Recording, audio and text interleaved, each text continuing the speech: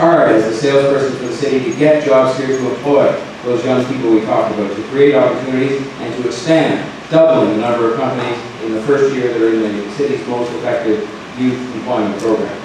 And I'm going to lead a city government that is much more transparent and attentive to facts on local issues like the traffic patterns leaving the uranium processing facility nearby here, and the suggestions I've made on diverting freight rail with toxic substances. For that matter, I don't know why we couldn't negotiate that all freight rail would be diverted around the city and not travel anymore through the downtown parts of this city. We mustn't forget as well how important it is for the Mayor and City Council to have productive relationships with the other governments in Ottawa and at Queen's Park. The fact is, we badly need the money they have. They have the money, the corporate tax, the income tax, the HST. We badly need that money for transit funding, for affordable housing, and for other areas such as childcare and infrastructure. As you know, they have that money, and I respectfully ask you to focus in making your choice on October 27th on who is going to be best able to forge the kinds of productive relationships that will get those governments to invest in this city as well they should. And that will help us to keep property taxes low as well. I'm committed to keeping those increases at or below the rate of inflation, and that is because I know if we focus on much, much greater accountability, we can, with an increase at or below the rate of inflation, still maintain city services and improve many city services. And I recognize as well that many people, and one of the reasons I feel strongly about this, is there are many people, including perhaps some in this room, and certainly many in these neighborhoods, who are on that thin line between being able to stay in their house or not stay in their house due to rising levels of taxation, especially senior citizens. And I think we have an obligation to say, yes, we have produced that culture of accountability, and yes, we have tried as hard as we can to keep those taxes as low as we can, increases at or below the rate of inflation, so that people are not forced out of their homes.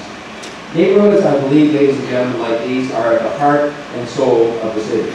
And we will keep the heart healthy and nourish the soul if we get traffic fixed, build transit, keep taxes low so people can stay in their homes in stable neighborhoods, and create more jobs so that people can live a decent, secure life in the city and keep it as high on the rankings as I mentioned at the outset. After 4 years of division, I strongly believe we have to bring the city together, one Toronto, strong and fair, where we give a hand up, as we always have, to people who need it, embrace everyone and every part of the city as part of taking a good city and making it really great. Thank you very much for your time.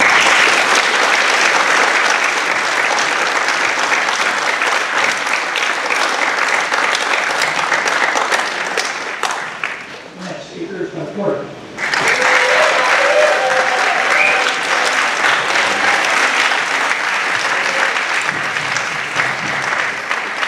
Well, thank you, Mayor School. I want to thank everyone out for coming out tonight, and the associations for having me out.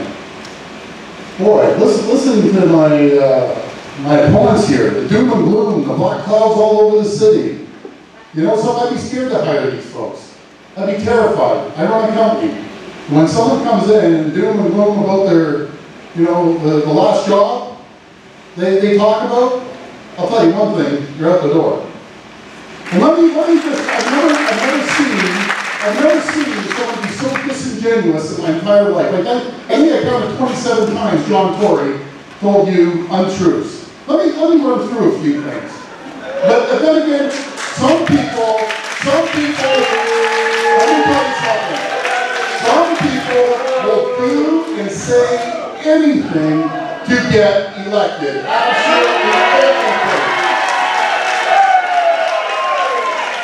And the reason they say it, because they just don't know. They don't have the experience. They've never been on there. They've never been down there. They've never had to deal with people. They believe everyone should go down like a church picnic and all sing Kumbaya. Well, John, it doesn't work that way down there. Let me tell you what we have done, and let me tell you where we're going. And let me tell you why we were ranked number 17th in the world, number 20th in the world over the last 4 years, and how we jumped up to be number 1 in the world, the entire world. The way we did that is we went out, and when we were facing $774 million of pressure the first day when we walked in, we looked at the books. We found out really, really quick the spending was out of control. Some rich folks like Ari, another lawyer out of the far end there, they have all the money.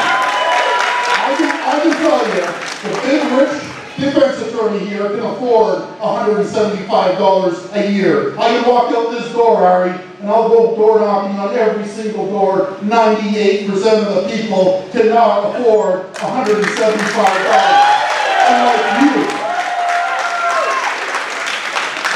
We've created the $400 million compounded every year. Remember, the magic word is compounded. $400 million a year. That was 27.5% tax increase. Under the Ford administration, it averaged 1.5%. 1.5%. As KPMG said, it's the most tax competitive city in the entire world for business and residential. And I'm going to assure you, you don't do that by not building a consensus. We built a consensus with the councils, with the provincial government, and with the federal government. As I met the finance minister yesterday, I went up to him, shook his hand, and said, I look forward to working with you, sir. And his response is, I look forward to working with you, and I can work with you. So that kind of keeps down his little philosophy of not being able to work with anyone. We've created 56,000 jobs. 56,000 new jobs. That's more jobs than any administration has created in 20 years. We have the lowest tax rate, as I said. Matter of fact, the average annual tax increase went down by 57%. That's what makes us #1 in the world. That is what attracts jobs, and that is what keeps the economy going. We also, we're talking about the transit. Thank you very much. Transit, they said, because of the lack of knowledge, that Mr. Tory has, because he just hasn't been down there, and he doesn't understand. He doesn't understand the committees, doesn't understand the budget. What we did do, and this is all factual, we put in $500 million into transit last year without accumulating debt. That is what we talk about, investing the money into transit. We promised we were going to take care of the folks out in Scarborough, and we did that, and we're building a subway by building consensus. Building consensus with council, building consensus with the province, and building consensus with the federal government. That is what you talk about, getting things moving. We're doers. We've done it. We're going to continue to do it. They talk about it without any experience whatsoever. We found over $750 million of efficiencies and savings without affecting the service. We reduced staff by 1,346 people, and no one lost their jobs. It was through attrition. We introduced sustainable spending, and some people don't understand what the word sustainable is. Making sure it's reasonable, it's not one time. A lot of times they'll say, let's fund it once. What happens the next year and the next year? You have to make sure it's sustainable. We're investing in the state of good repair. That no administration has ever invested $10 billion in the state of good repair. That's on infrastructure alone. We also, again, I know for the rich folks there, Ari, the big defense attorney, and John Curry, with all the big bucks, we eliminated the $60 car registration tax on the hard-working people. That's what we did through the service review, folks. This is Mike Delbrand. Mike Delbrand put an address that anyone who complained, because we had a lot of complainers, we're actually giving that money back to the people. Isn't that terrible? That we would actually give back to the people that gave it to us. Well, guess what? None of these people up here sent the envelope in with their $60. They can complain, they can say I'm willing to pay it, but when you try to dig in their pockets, there's a mousetrap in there. They aren't digging in. They talk a good story. That's the difference. Folks, I want to talk about TCHC. I want to talk about TCHC and how we put $156 million of revenue into Toronto housing stock. We actually invest in the people that actually need it. We show up to the doors of the TCHC. I remember talking to people saying, you know something? You and Rob are the only elected officials that actually have ever cared for us, that actually come to our doors, carry on, and actually fix the problem. You have to make sure you take care of the people and give them a hand up instead of a handout. We went with a new collective bargaining agreement for full-time and part-time workers. We support the frontline workers of this city. We differentiate between labor and labor leadership. We hold labor leadership to account because I know the frontline people, when they have a problem, their own union rep doesn't even stick up for them.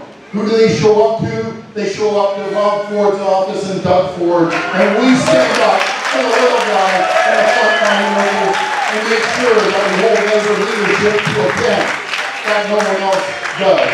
And as for the voting, again, they don't know, they weren't there, they don't have a clue. Let's talk about the 2011 budget that supposedly there was no consensus. Supposedly, when we're facing $774 million of pressure, there's no way we got to increase taxes 27%, they told us.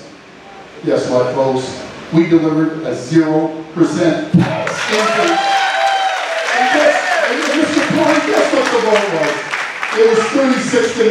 And then in 2012, Mr. Tory, do you know what the vote was? 38-5. And you know what the vote was in 2013, Mr. Tory? 36-8. To take care of the traffic problem, we coordinated 1,000 intersections. Guess what the vote was, Mr. Tory? 39-0. 39-0. Then, just a few months ago, we were able to add an additional 500 additional traffic lights. The vote was 35-2. 35-2. On the capital projects that Mr. Tory was talking about that doesn't realize it's a tri-party agreement, Union Station, you have the federal, provincial, and municipal government in, we were the ones who called for the report on the capital project on the overruns. The vote was 26-7. I apologize.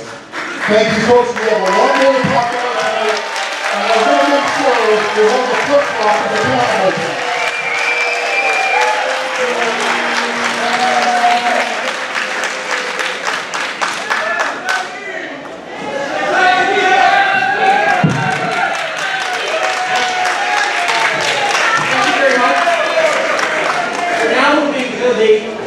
Program where we have 3 questions that came out of the sponsored residence groups that sponsored the meeting tonight. The candidates have all been given the questions and been asked to answer them in a 90-second period. So the first question is about small business.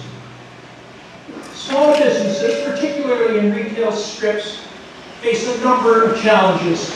Difficult landlords who raise rents without regard to local viability, shops held vacant on a long-term basis nearby, limited parking nearby, new large developments which include only big retail spaces inappropriate for small businesses, for small retail shops, a property tax system which gives rebates for vacant space.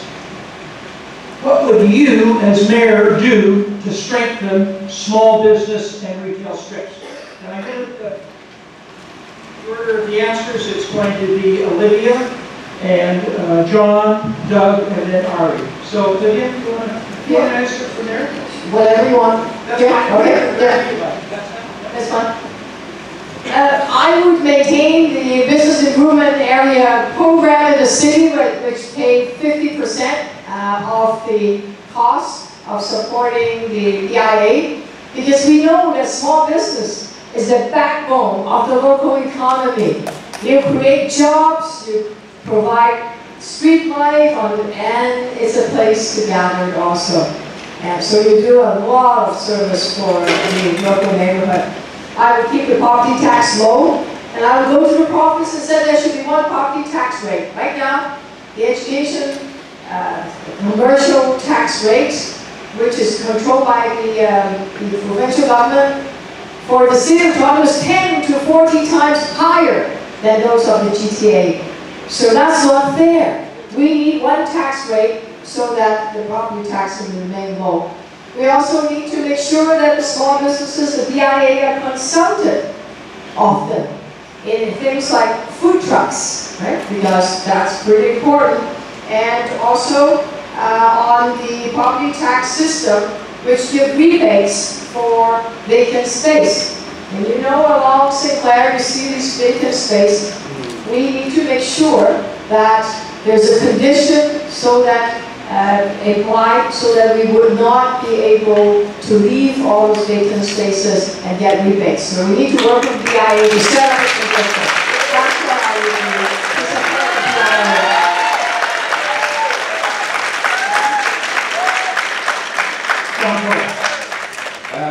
Some of these points I think you'll find we actually share in common, which is a good thing. But first of all, I would continue I call it the rebalancing between commercial and residential taxes, which has been underway for a number of years now, which provides some additional tax relief to small business. I think the Mayor of Toronto also has to continue. It's been going on for years, but it still has to go on to advocate for reform to the education tax, the so-called education tax, which is unfair to Toronto businesses. Secondly, I think we do have to explore alteration to the tax rebates that are given to vacant store owners. Because what's happening in many cases is it becomes almost a reward for remaining vacant. And I suggested, for example, at the Arts Day we had a few days ago, we might look at ways in which we could provide some kind of incentive for people to put young artists who are looking for affordable space into some of those stores, because stores occupied by young artists or by business, ideally, are going to be much better for this neighborhood, these areas, than stores that are empty indefinitely. I think we've got to get government out of the way when it comes to small business. There are still far too many instances in which people have to use manual processes, paperwork, line up at wickets at City Hall, go through endless periods of time to get a simple permit or some kind of a simple decision. And I've set out targets in my platform to specifically reduce that kind of measure that gets in the way of business. I think we have to explore ways to create more nearby parking. In this case, we might be able to combine two into one, and I have one idea that's talked about using existing Toronto Parking Authority properties to create infill housing and at the same time create larger parking lots, and finally bring the BIAs together to share ideas, because there's a lot of good ideas across the city. Thank you.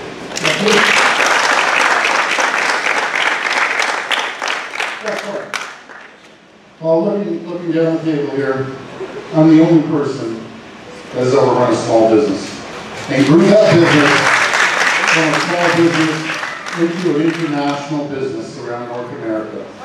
I understand what it takes to go work all night, 18 to 20 hours a day. I know what it is to work on the factory floor and sweep the floors and pick up the garbage. And I constantly are in touch with our employees, and I understand them, their families, their needs, because I believe the frontline worker understands it better than anyone, the person that does the job day and day out. So you have to be competitive. You have to have a competitive tax market. The first thing businesses look at, they look at the taxes. No matter how big you are, if it's a small business or a large business, they look at the tax rate. And I know, and you know, that if the taxes are too high, they don't open up in that jurisdiction. Remember the days that we lost all the business to the 905? There was just mass exodus out of the city.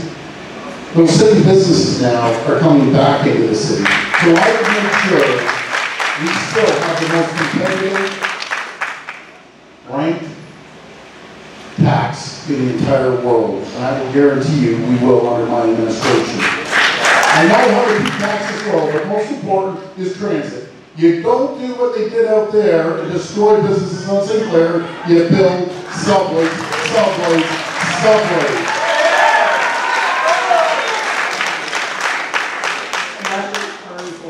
Thank you very much. I think there's some people in this room who probably think I have something to say back to Doug's attack. I'm very flattered to be on the radar, so let me just say this. To that answer, to every answer forward. What does it stand for? Falsify, overstate, repeat, deny.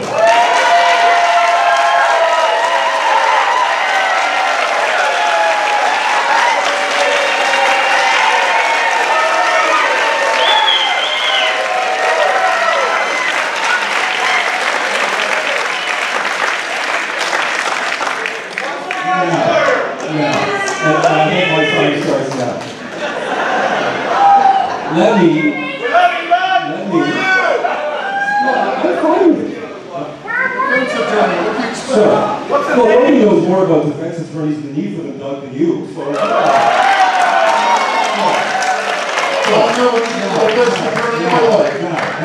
I'll make you retract that one. Tell the truth, I don't even know why you're at the that being said,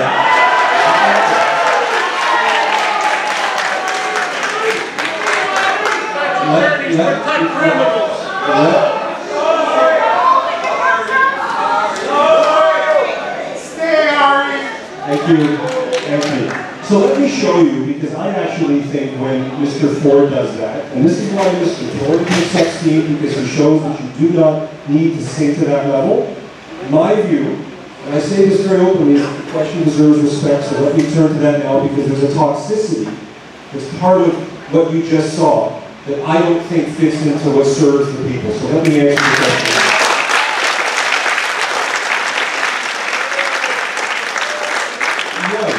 I actually think if you're talking about small business and retail strips, you can't do this without ignoring the Walmartization of Toronto. And I'm not a big fan of that. And I think if we're going to have great neighborhoods like this and so many, you have to be very clear that small businesses create jobs and everything starts at a local level. And the last one I wanted to say, because I use my time for another matter, is I don't think you can have a conversation about small business and retail strips without talking about the role of the OMB, and that's something that is very important to how we plan communities. The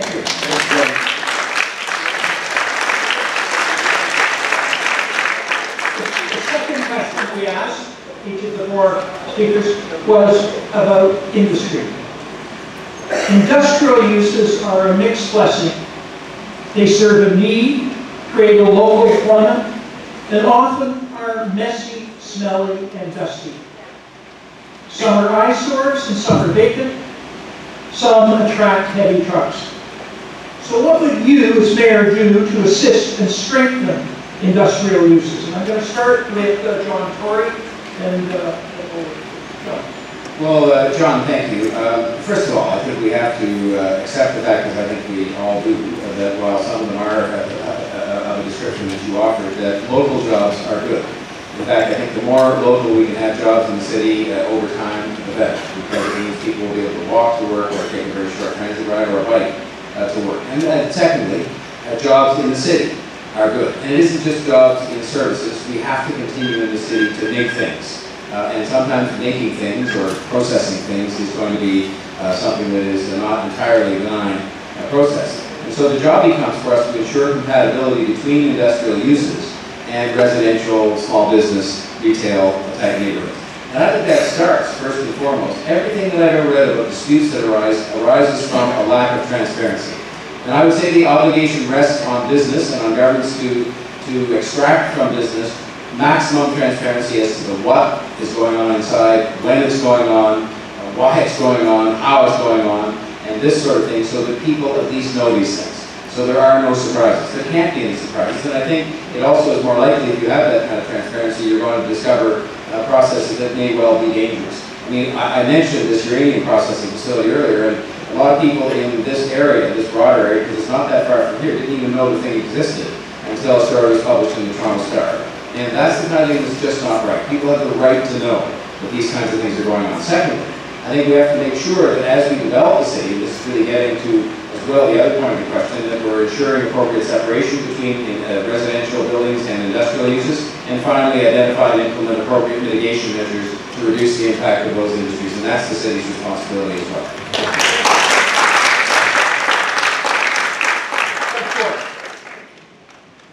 Well, what would we do to assist and help strengthen the industrial area? We're doing it. I'll tell you what we've done. Since 2011, we've approved over 60,000 commercial and industrial developments. Again, another record broken.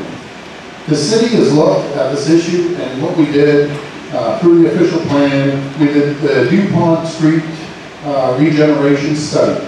It went to council, and we put it in the official plan. And what this does, and it has some great recommendations in there. You've seen other areas redevelop and revitalize their area. This is what helps it. When you get in front of the entire council and we change the official plan, and we did that last year. And what the official plan does, it shows us how we're going to grow out till 2031. It shows us where we want to grow and how we're going to grow. During the official plan, we had over 110 amendments. And what they wanted to do, a lot of the developers, a lot of friends of, next door neighbor here, the big developers, they want to make the billions. And so what they wanted to do is come in and turn these employment areas that we desperately need, because we all don't want to be going on LRTs all the way up to Mississauga or the 905 to work. What?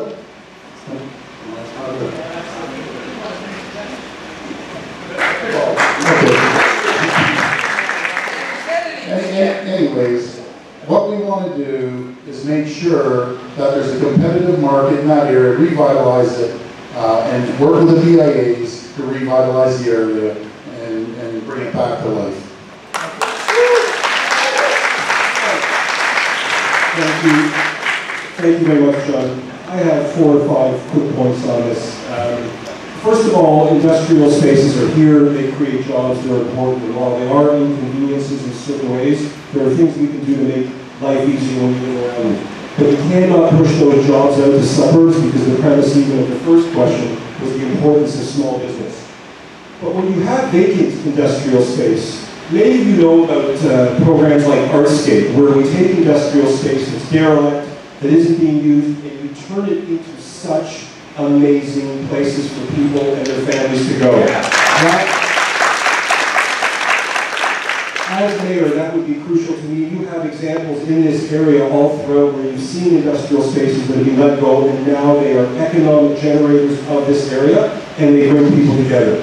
3, I actually talk a lot about the impact of noise. So if there are industrial areas near where people live, what should a mayor do? Actually sweat the small stuff and make sure that when people and families are there, before 9, after 6, that those industrial buildings don't affect your natural enjoyment of your home, because we all, and I know I find this odd given what we just saw here, we all really should get along. And then last one is, and I expect Mr. Ford's head to explode on this one, when you have industrial uses, as mayor, I would ensure that we keep up with leading cities around the world. We need to go greener, and we need to be more concerned about our environment.